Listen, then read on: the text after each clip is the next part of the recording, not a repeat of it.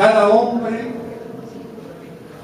tiene un francotirador que le está apuntando en mitad del estómago. Cada hombre tiene una mujer que le está apuntando en mitad del corazón. Cada hombre tiene un Dios que le está apuntando en mitad del cerebro. La mujer puede bajar el arma con una caricia. El francotirador con algunas monedas de oro. Todavía no sabemos cómo sobornar al Dios. Siempre hay que tener a mano un lápiz rojo para señalar en la agenda cotidiana los días que fueron felices. Felices no por vana melancolía, citas transgresoras, trámites conclusos. Felices sí por expansión del pensamiento sobre la simple anécdota de despertar cada mañana, descubrir los mismos rostros que nos miran, se solazan en la piel de nuestras fieles obsesiones. Trazo fino, texto indescifrable en apariencia. Tener siempre a mano un lápiz rojo para señalar esos días o inventarlos según convenga a la escena representada, a los aplausos que queramos recibir.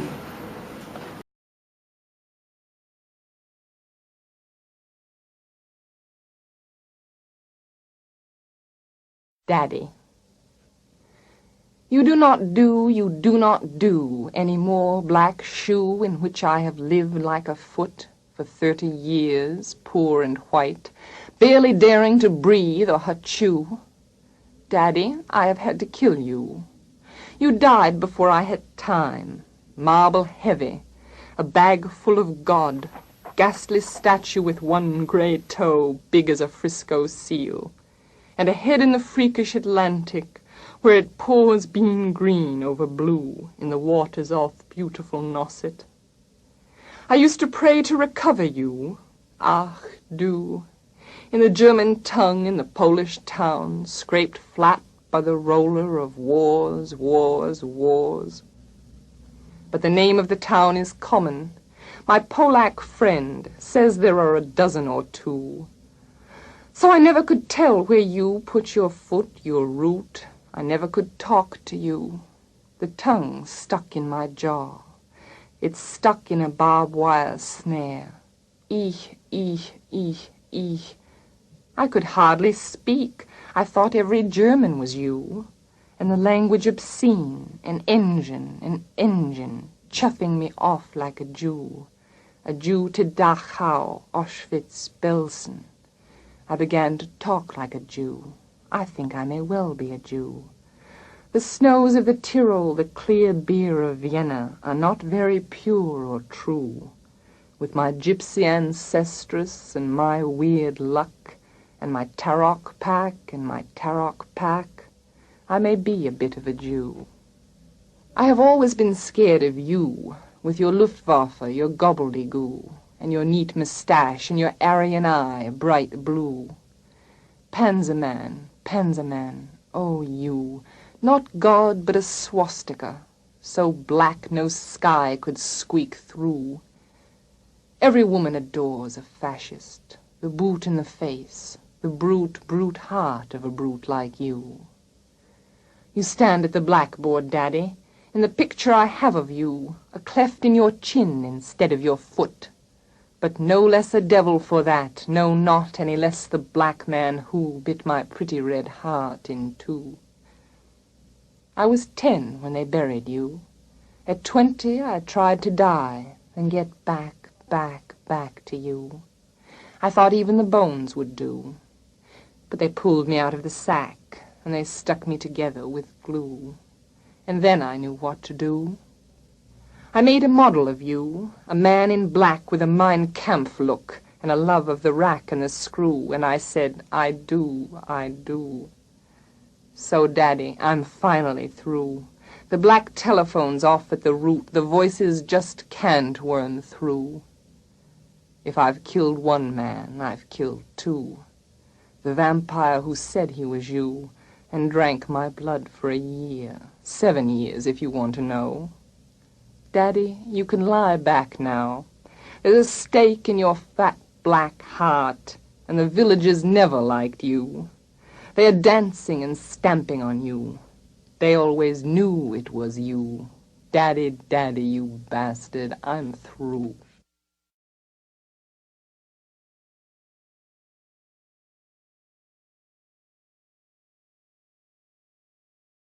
Le escribieron poemas a ese Nietzsche.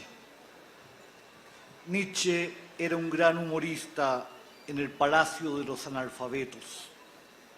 Deletreaban sus chistes con los dedos y se ponían serios y ceñudos. No entendieron el chiste de la joven, no entendieron el chiste de la noche, menos el del niño en el espejo. Repitieron su nombre como loros, su nombre de estornudo en Occidente, y se creyeron más, no analfabetos. Algunos se hicieron profesores, otros se ahogaron en papeles, y unos tontos entre los más tontos le escribieron poemas a ese Nietzsche.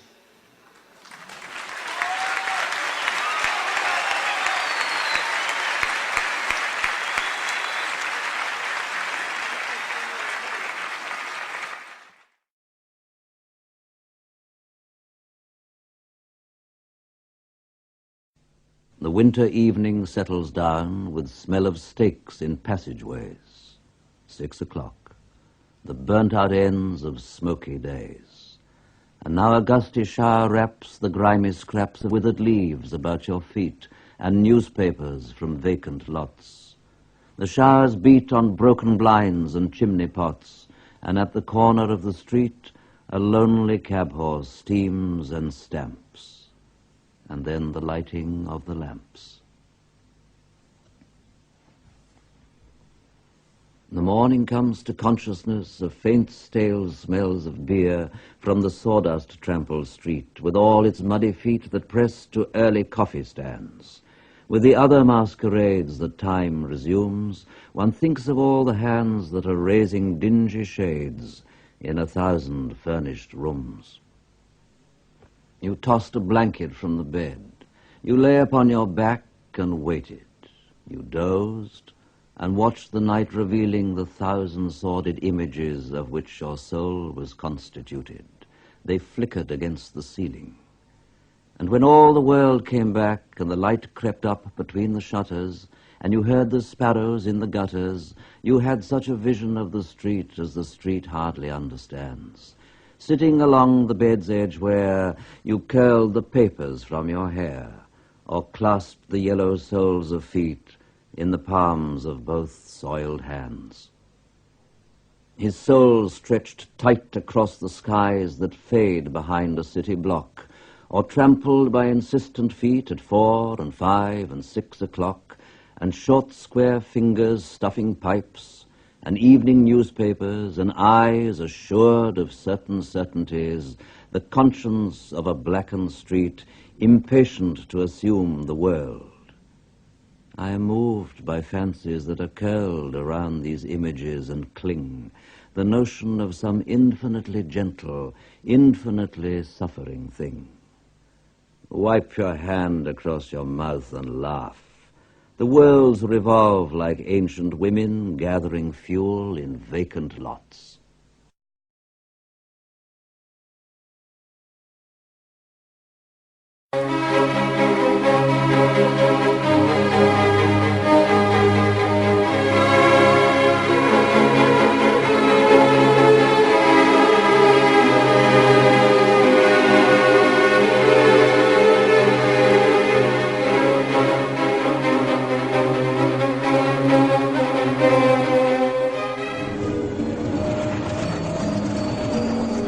understood that what I needed to become the first poet of this century was to experience everything in my body.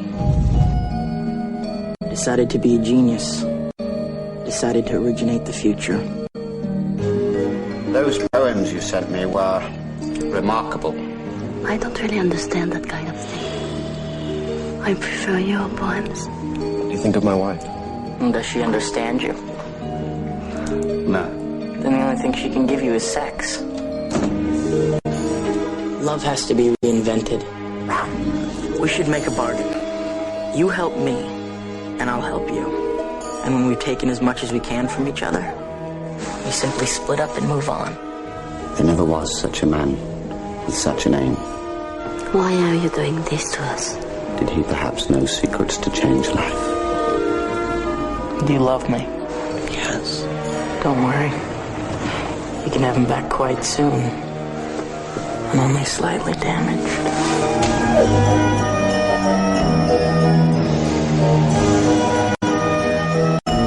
She's your wife.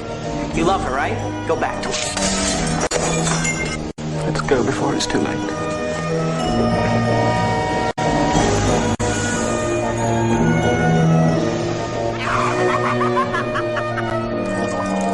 Come back! Don't leave me! I'll kill you!